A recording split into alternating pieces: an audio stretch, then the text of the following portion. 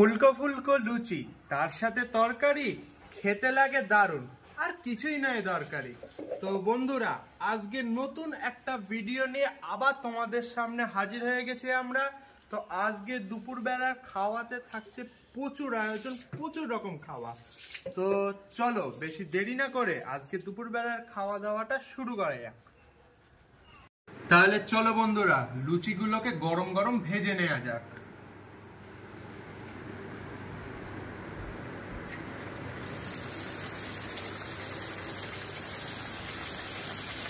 লুচিটা এরকম একটু চেপে চেপে ভাজবো, তাহলে কি হবে জিনিসটা দেখো কত সুন্দর ফুলছে, দেখেছো?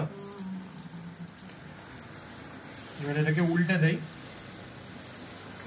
এরকম একটু চেপে চেপে ভেজে নেবো। আমাদের দেখো লুচিটা ভাজা হয়ে গেছে, এবার তেল ঝরিয়ে জিনিসটাকে তুলে নেব। এবার আরেকটা লুচিও ঠিক একইভাবে ভেজে নেব।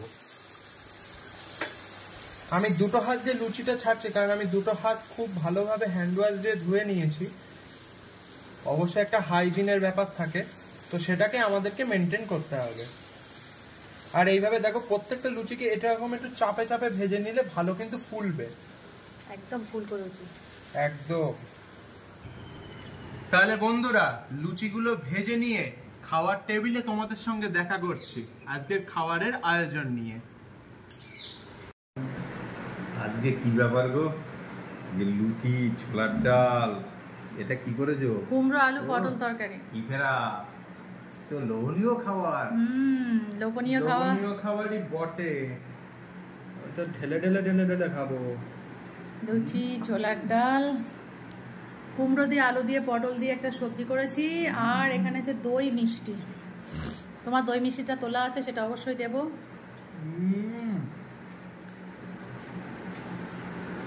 যা হয়েছে না, যা এই সুযোগে লুচি করাটা তো শিখে গেলাম। আজকে কিন্তু মন পুরো তৃপ্তি তৃপ্তি করে খাবো। কেন বলো তো, গরম লুচি, ফুলকো লুচি আর ছোলার ডাল, আর যা রান্না হয়েছে স্বাদে গন্ধে অতুলনীয়। ছোলার ডালটা দারুণ হয়েছে।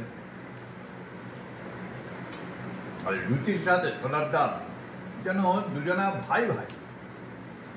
লুচি আলুর দম আর লুচি ছোলার ডাল।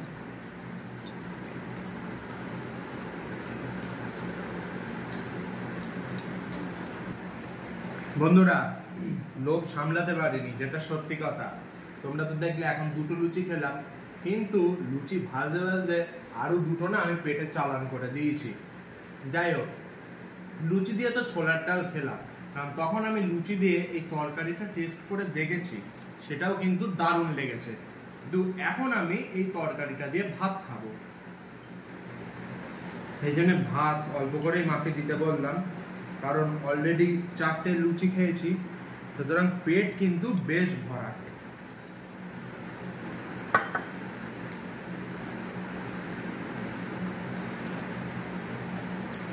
দেখা যাক এই আলু কুমড়ো আর পটল দিয়ে তৈরি এই তরকারিটা ভাত দিয়ে খেতে কেমন লাগে।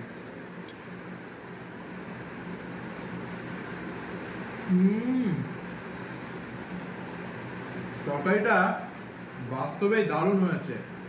ভাত আর লুচি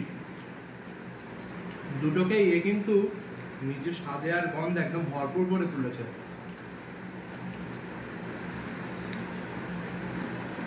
বাটিগুলো থালা থেকে নামিয়ে রাখো।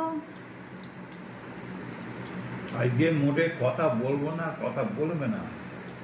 আমি কিন্তু ফুল মন দেখাচ্ছি, আজকে পুরো খাওয়াটা এনজয় করছি। লুচি কিন্তু ওদিকে অনেকটা ভাজা আছে, আর দুটো দাম। ও না হয় আগে খেয়েছে, তুমি তো খাওনি। তুমি আর দুটো নাও।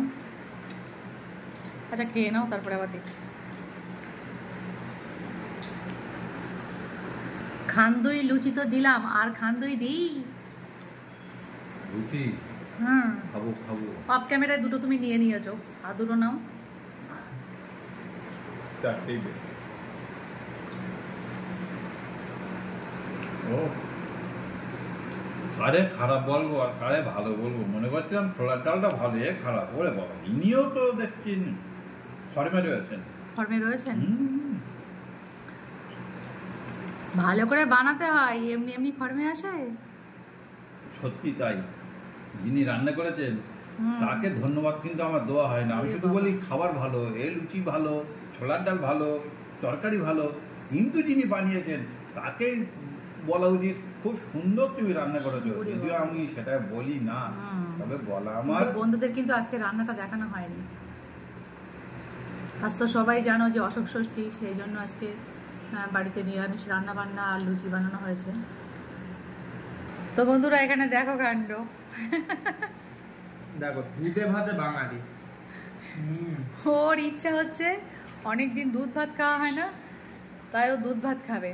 আর তা আবার খাবে কি দিয়ে? সন্দেশ দিয়ে। লুচি খেয়েছি, জানি এরপরে দুধ খাওয়া ঠিক না, কিন্তু মন তো মানে না। মনের সন্তুষ্টির জন্য ও লাস্টের ভাতটা আমি বললাম ডাল দিয়ে খা, বলছে না আমার একটু দুধ দাও, আমি দুধ দিয়ে সন্দেশ দিয়ে খাবো। দুধ ভাত ইজ বেস্ট। শরীর চর্চা করলে গ্যাস ফ্যাস হয় না নাকি?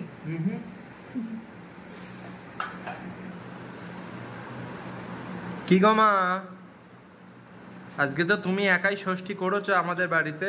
মা আজকে একাই ষষ্ঠী করেছে বলে মা আজকে ভাত খাচ্ছে না, মার হচ্ছে অনলি লুচি, ছোলার ডাল আর আলুর তরকারি।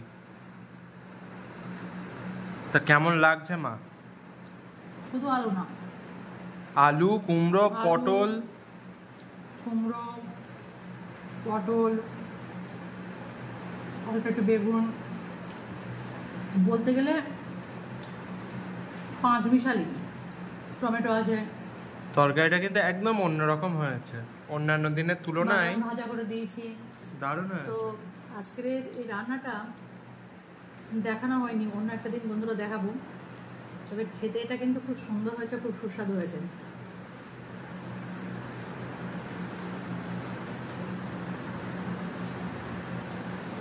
আজকে তো ষষ্ঠী, তোমরা জানো, তোমরা অনেকেই ষষ্ঠী করেছো।